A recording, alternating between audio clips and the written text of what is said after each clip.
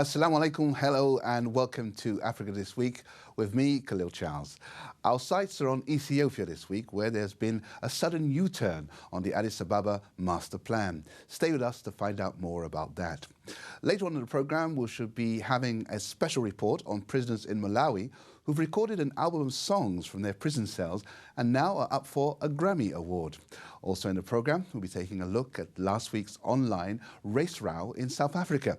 And we'll be discussing racism and how it features in the post-apartheid nation. But to begin with, we stay with South Africa, where its currency, the rand, has hit an all-time record low against the dollar, reflecting the country's growing economic crisis, which has led to a fall in export commodity prices, slower growth, and investors losing confidence. Adama Munu has more on this and the rest of this week's news.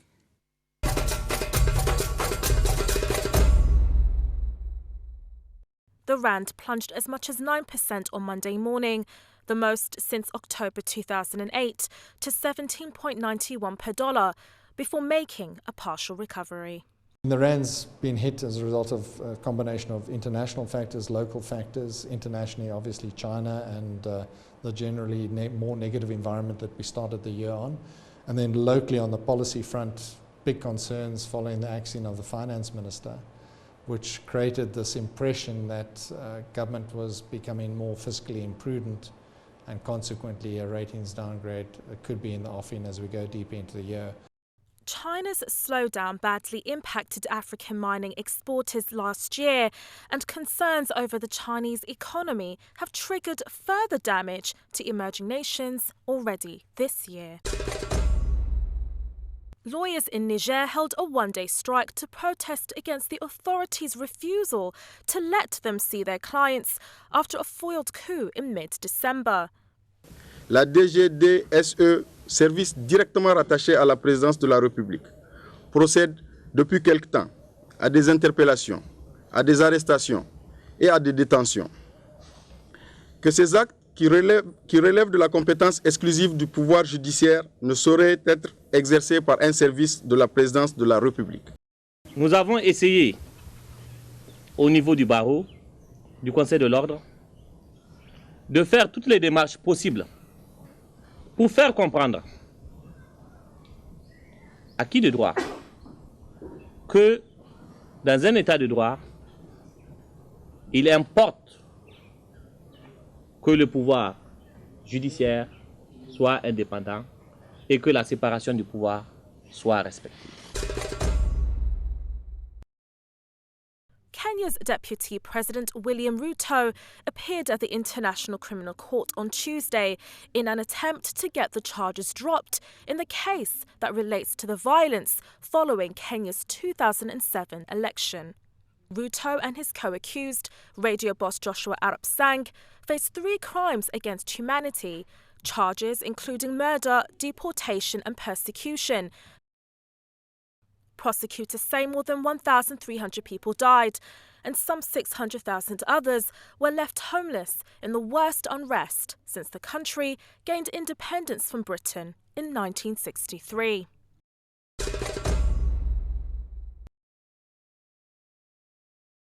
The United Nations Children's Agency, UNICEF, says South Sudan is home to the highest proportion of out-of-school children, with over half of primary and lower secondary age children not accessing an education.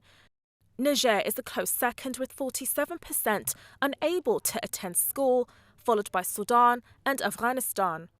In countries affected by conflict, collecting data on children is extremely difficult, and therefore these figures may themselves not adequately capture the breadth and depth of the challenge.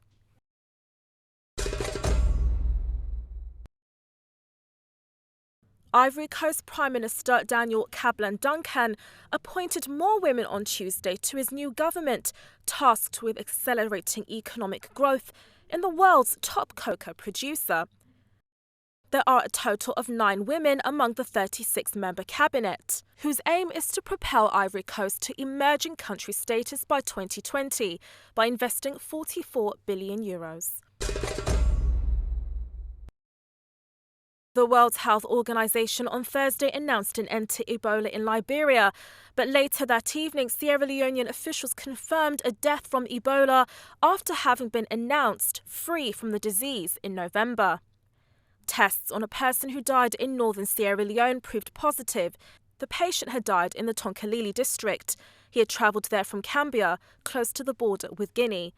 The World Health Organization had warned, however, that more flare-ups should be expected. Hundreds of parents and sympathizers of more than 200 schoolgirls abducted by Boko Haram in northeastern Nigeria on Thursday met President Muhammad Buhari to renew calls for their release. The 300 or so marchers, many of them crying, trekked through Abuja carrying signs with the faces of the missing girls before being taken in buses for an audience with Buhari at his official residence. It's the first time the group met Buhari since he declared last month that Boko Haram were technically defeated, despite warnings from security analysts that the war with Boko Haram was far from over. On Friday, Al-Shabaab overran an African Union military base outside the southern Somali town of El-Ede. The group said it had taken complete control of the African Union camp and killed more than 60 Kenyan soldiers. But Kenya's army spokesman said it was a nearby Somali base that was stormed and Kenyan troops counterattacked. Ethiopia's government has abandoned plans to expand the boundaries of the capital, Addis Ababa, which have caused months of deadly protests. Demonstrations by people from the Oromo ethnic group have been sparked by fears that Oromo farmers could be displaced. Government spokesman Ep32 described what was a peaceful demonstration last month escalating into violence and accused protesters of what he called terrorizing the civilians. Human rights groups estimate at least 140 people were killed by security forces during the protests. The ruling party in the Oromo region said it was dropping the plan following discussions with local people.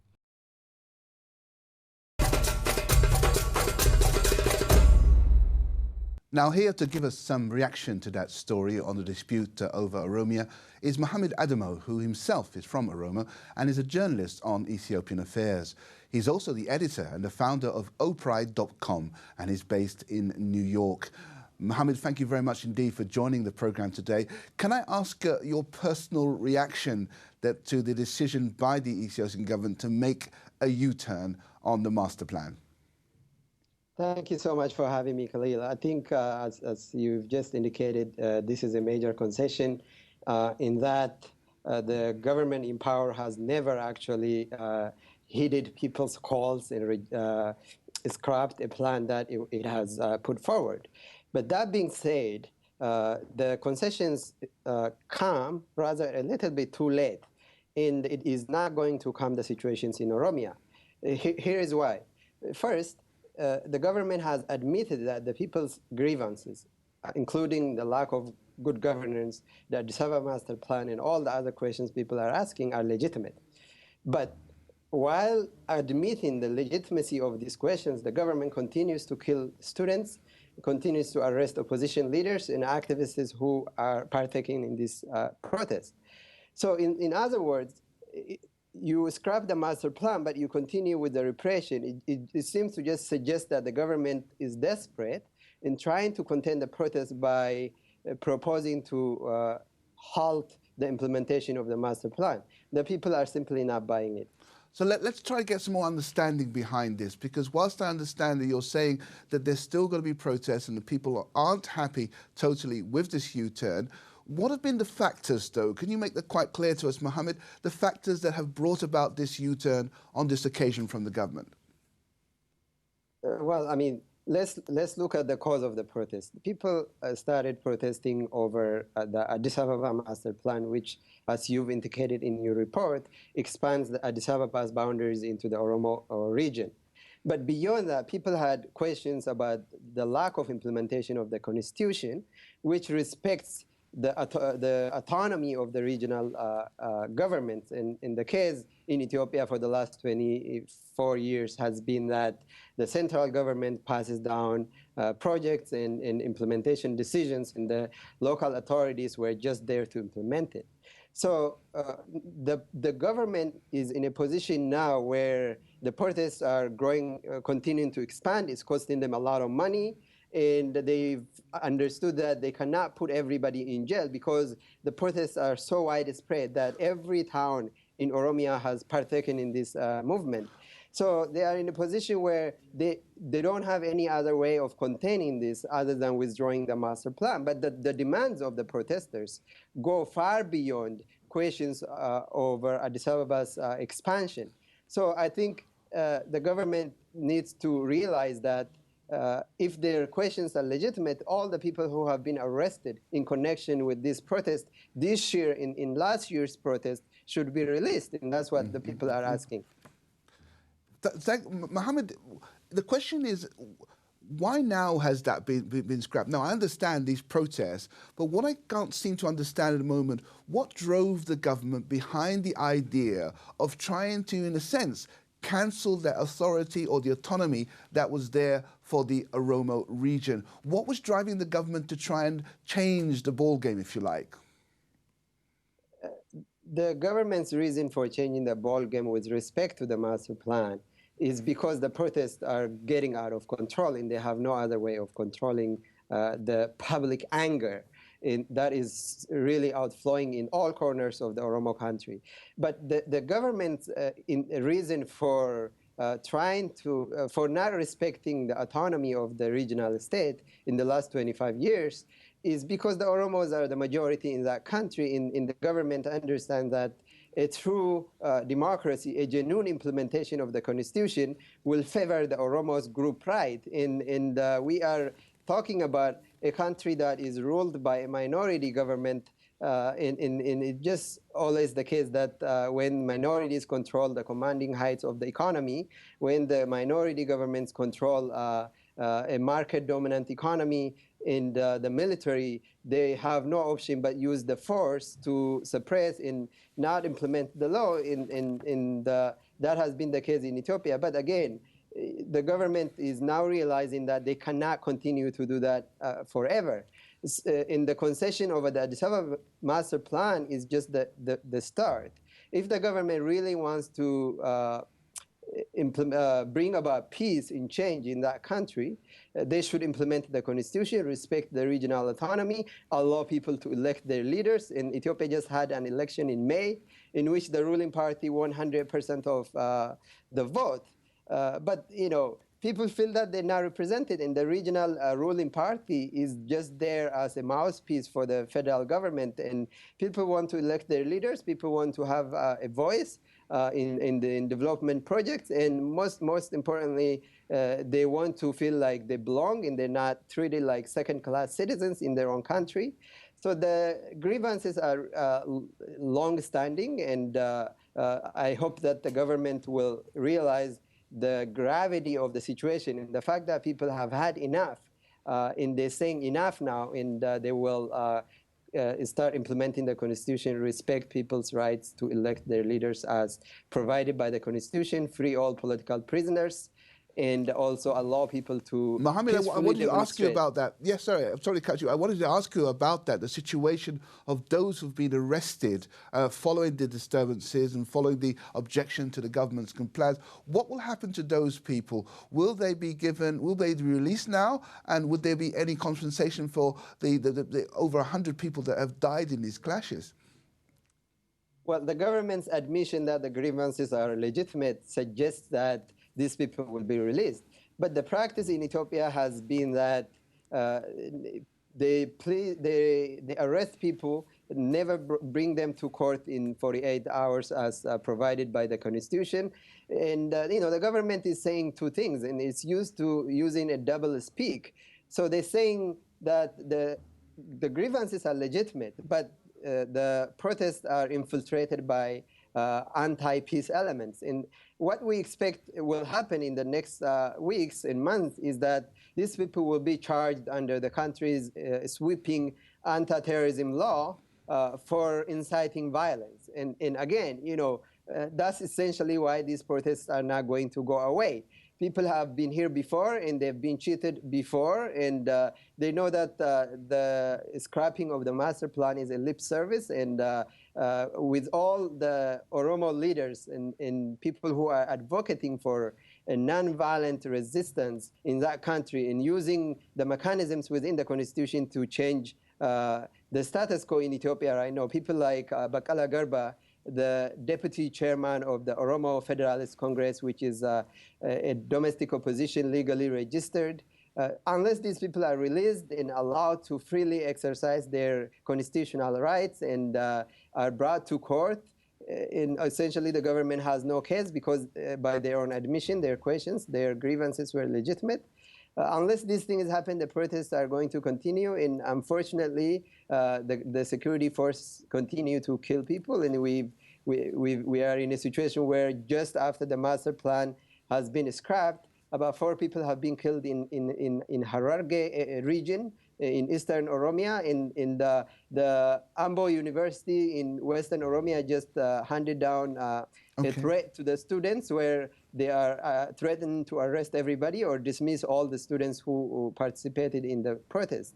So Mohammed, I want to cut you there. Sorry, because we're running out of time. But the interesting thing here, Mohammed, is with regard to the outside reaction. What has been, if anything, the outside reaction from the international community? What have they said about these protests and about the way the situation has been handled by the Ethiopian government?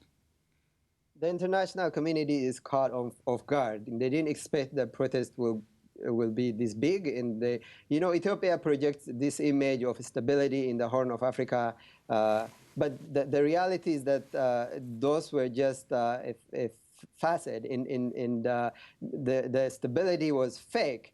The U.S. government issued a statement yesterday calling essentially on Ethiopian government to release all people who are arrested and also respect people's rights to protest within the constitutional bounds. And that's a progress because the U.S. government has been quiet on this. The EU has been quiet on the protest, despite the fact that Oromo people living in Europe have been calling on elected officials there to act. The international community wants a stable Ethiopia, and the current government has been saying that this is a stable country that is growing. But the reality is that the Ethiopian government has been using security forces in the force of the law which it controls, the judiciary which it controls, to suppress people in project a semblance of stability, and that has been shattered to pieces, and the international community will sooner or later have to put more pressure on the Ethiopian government to respect people's rights, because the more repression there is, people are going to turn to other mechanisms of defending themselves, and they know that that is not good for Ethiopia's stability, that's not good for the Horn of Africa region, and it will be devastating for the country. I want to come back to this question of trust, because you said that the people really don't have much trust and faith that this actual law, which has been, or the plan which has now been repealed, or they've gone back and done a U-turn on it, they don't feel they're actually going to carry that out, and it may be reintroduced. Is that the feeling that people have in the area? Absolutely. I mean, if you've looked at what the government officials have been saying for the last 9 weeks, they've come close to saying that the master plan will not be implemented if the people reject it. The people's rejection is clear.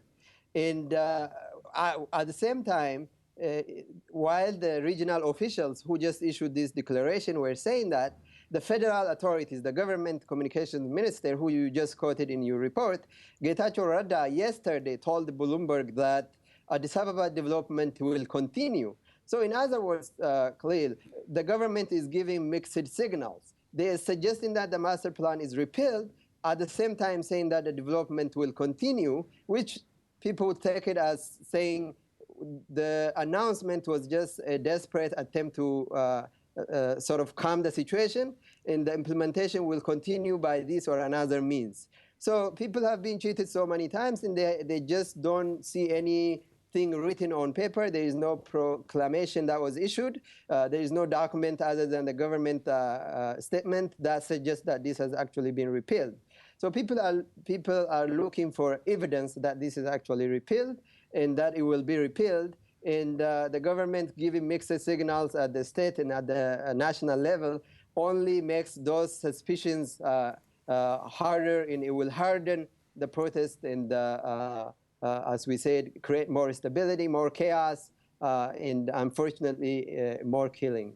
If putting politics aside, if we can do that for one moment, is there any chance that these new plans by the government, the expansion, if you like, will bring any economic prosperity to the region? Absolutely not. Here is why. When you bring prosperity, what you need to do is engage in a human-centered development, a development that lifts the poor up, not displace the poor from their farmland and leave them on the street. So what has been happening in Ethiopia is in order to attract foreign direct investment, the government has been giving a lot of land to foreign investors and investors within the country who are interested in developing the land. But the poor people have been given a paltry compensation. Some of them were not even given any compensation, pushed off their land. That's not how you bring prosperity. You don't develop the country by making the poor poor and giving the land and enriching the few people who are connected to the power in the center, and by simply attracting foreign direct investment to put out a number that says that the GDP is growing at 10%. This is not a genuine development, and it is a development that is top down. What people are asking for is a grassroots-based, a bottom-up, participatory development where people have actually a say in decisions that affect their lives, and they want to benefit from the development that the government is supposedly pushing forward. Mohammed Adamo, thank you very much indeed for that very insightful commentary about what's happening in Ethiopia and in particular in the Oromo region. Thank you very much indeed. By introducing anti-racist legislation, does this mean that the Rainbow Nation South Africa still has a long way to go in its fights against racism? Or is the interest in this issue a political ploy on the part of the ANC to boost their flagging popularity? We'll be trying to answer that question after the break.